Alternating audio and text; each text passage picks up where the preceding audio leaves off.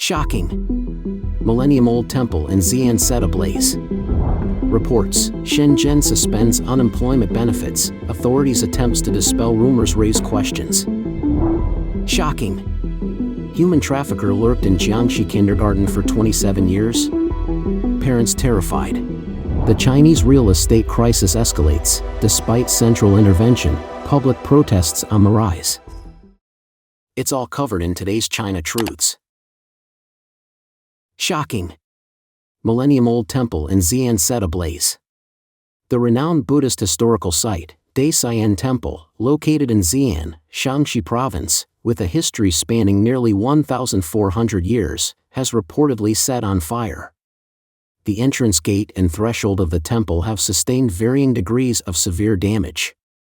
The perpetrator has been apprehended by the police. Singtao Daily reported that the incident occurred on the 19th. According to a video circulated online, a man in black standing outside the burning temple gate, igniting the fire. He displays heightened emotions in front of the flames, shouting angrily and engaging in heated arguments with onlookers. Callously, he remarks, "Can it burn?" Bystanders express strong indignation at his actions, expressing sorrow and regret for the damage inflicted on the ancient temple. Some individuals promptly recorded videos of the incident.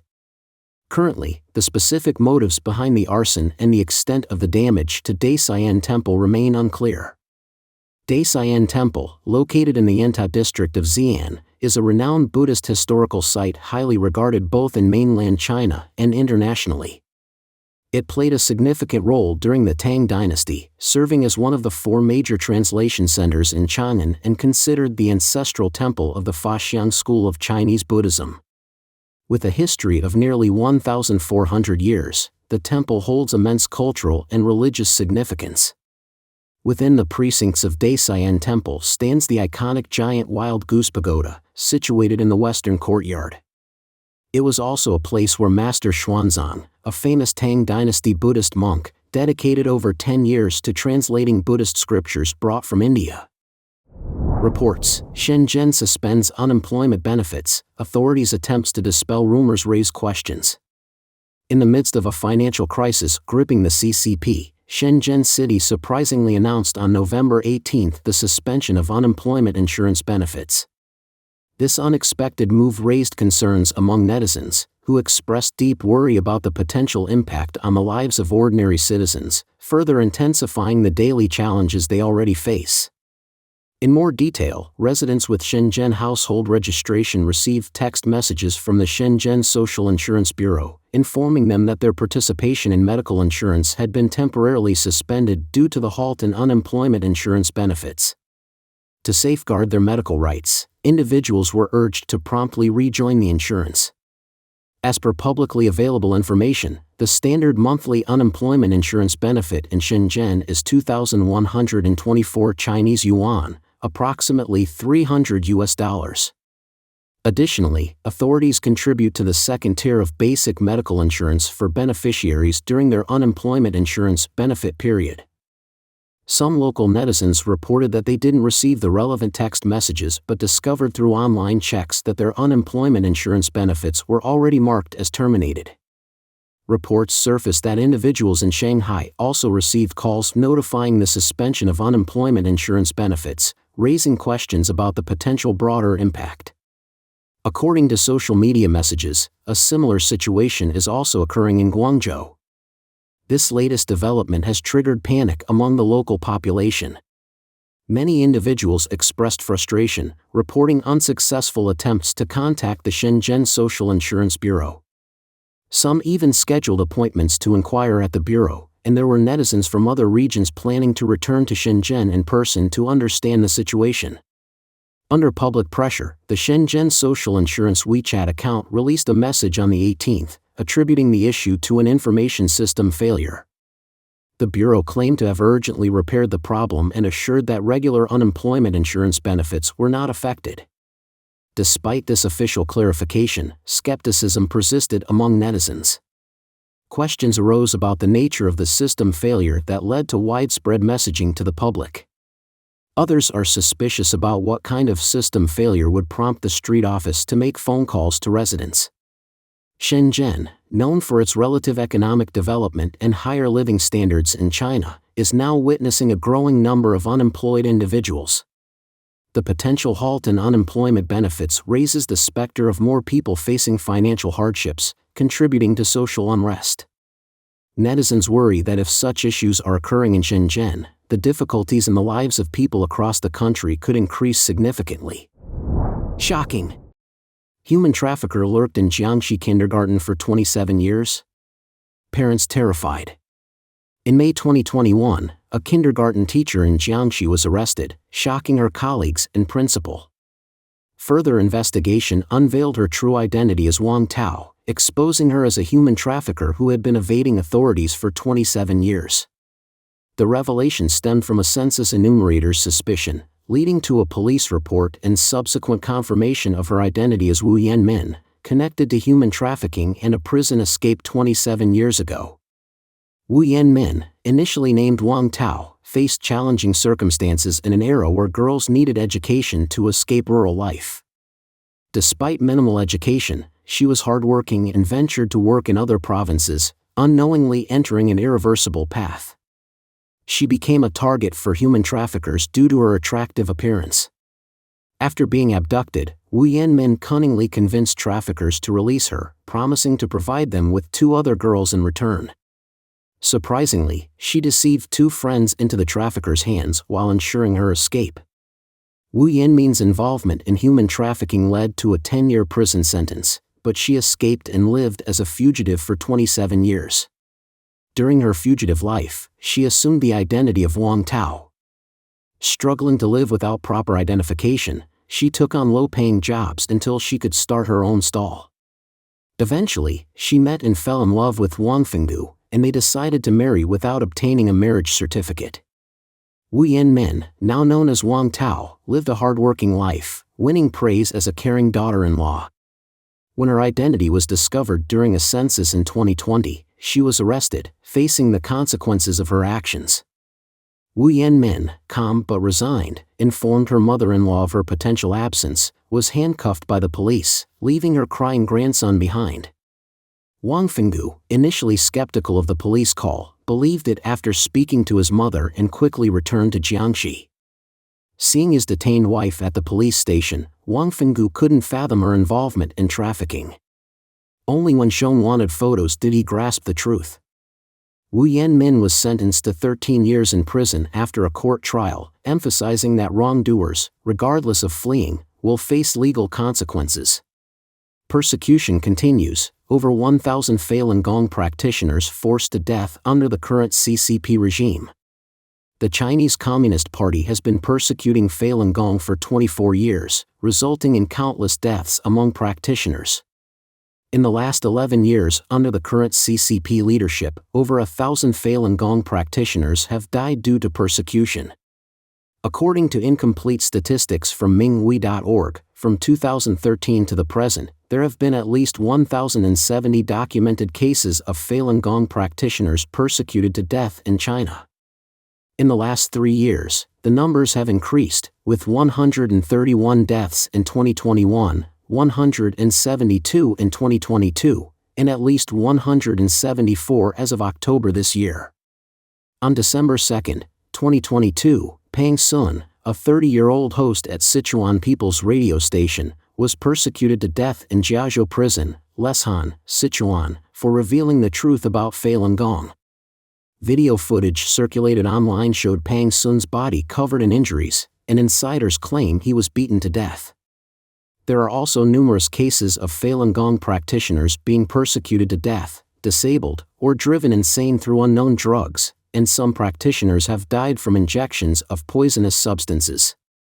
In January 2012, after being abducted in Yunnan Province, Luo Jiangping, a Falun Gong practitioner from Mai County, Sichuan, was illegally sentenced and held in Yunnan's first prison. During this period, Luo Jiangping suffered from shackles, forced labor, solitary confinement, and injection of poisonous substances. On December 23, 2013, in critical condition, Luo Jiangping was released on medical parole and died 5 days later. Before his death, he told relatives that he had been injected with many poisonous needles in the hospital. Luo Jiangping, Falun Gong practitioner from Mai County, Sichuan, in the hospital affiliated with the Prison Management Bureau, the place I came out from. After they injected me, I became confused and disoriented, not clear-headed.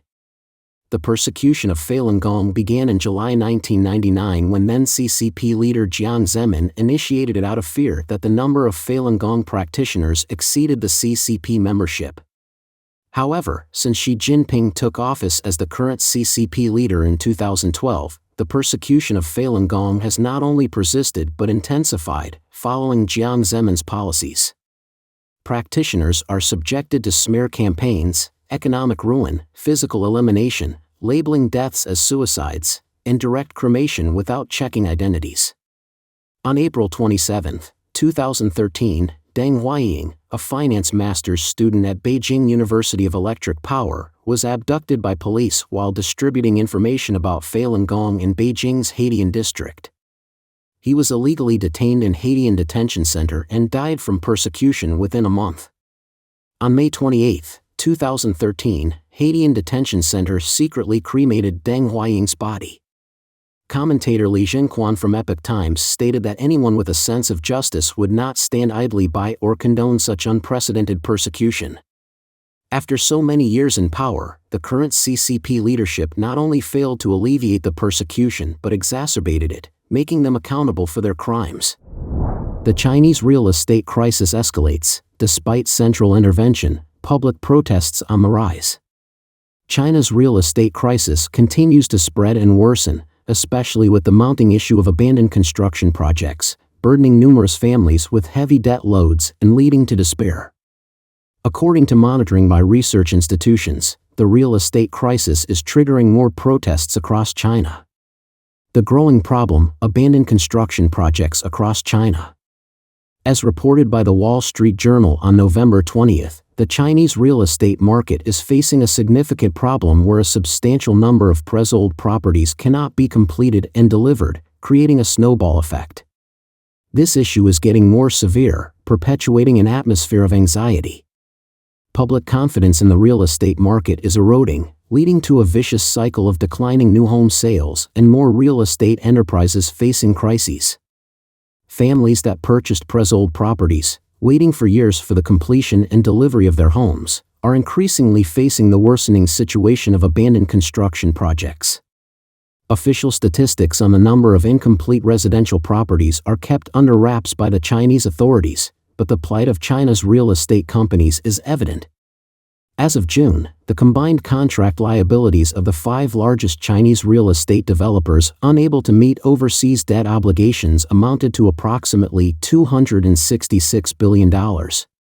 A rough estimate of the total value of homes sold but not yet delivered can be derived from this figure, with real estate giant Country Garden alone having around $83 billion in contract liabilities.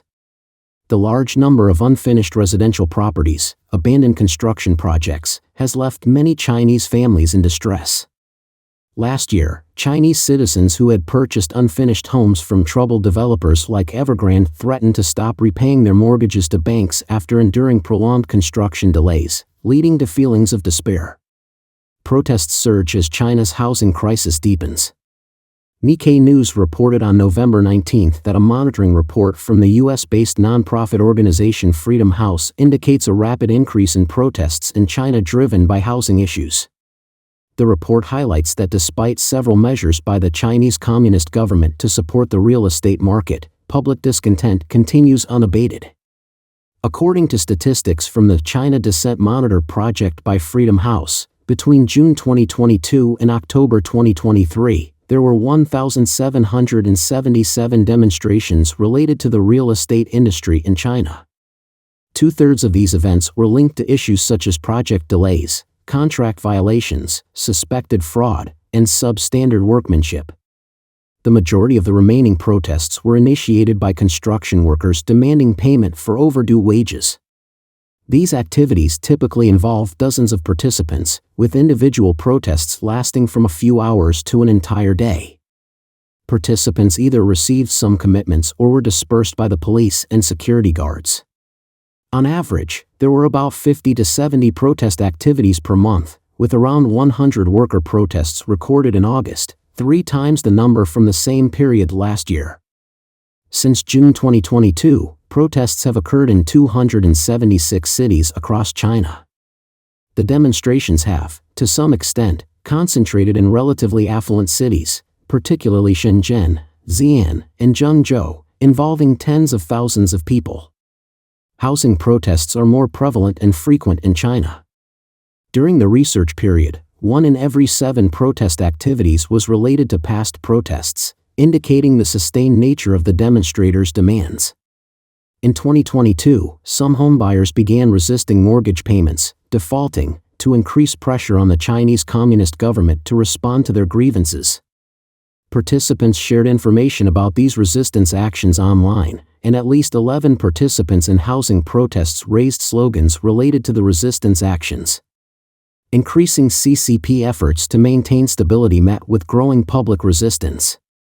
With the dissemination of information and ideas, protesters seem to be forming a decentralized movement. However, the CCP remains committed to preventing organized dissent and suppressing grassroots movements under the guise of social stability management. Under the leadership of CCP head Xi Jinping, this situation has become particularly pronounced. Over several years, he has introduced regulations to restrict civil society's advocacy activities and control online expression. The tasks of regional and local party officials include curbing protest activities through surveillance, intimidation, violence, detention, and scrutiny. In at least a quarter of the studied housing protest activities, repression was involved. Analysts see no signs of a revival in China's real estate sector. Investors have started selling bonds from China Vanke, one of the few remaining large private developers rated as investment grade by rating agencies. If Evergrande fails to reach a restructuring agreement with creditors by December 4, it may face court-ordered liquidation. The CCP's policy choices in responding to the current wave of housing protests are not entirely clear, especially considering the long-standing nature of this issue. For decades, the CCP has propelled rapid development in real estate, generating revenue for local governments. This stimulated excessive borrowing by real estate companies and encouraged citizens to invest their savings in real estate. The consequence is that problems in the real estate industry affect the entire society, from middle-class homebuyers to blue-collar construction workers. The brewing social resistance will force the CCP to seek solutions or intensify its repression. Despite having extensive control tools, the CCP faces a population that, under challenging circumstances, has honed communication and protest methods that don't require direct coordination. Last year's escalating anti-lockdown protests eventually forced authorities to abruptly halt zero-COVID controls. This decentralized movement increasingly criticizes CCP government policies and has given rise to white paper protests calling for the CCP's downfall. The impact of China's real estate crisis and abandoned construction projects on the lives of Chinese citizens will continue to escalate. As long as the political system in China remains unchanged, homebuyers and workers will continue to take to the streets, risking everything to demand justice.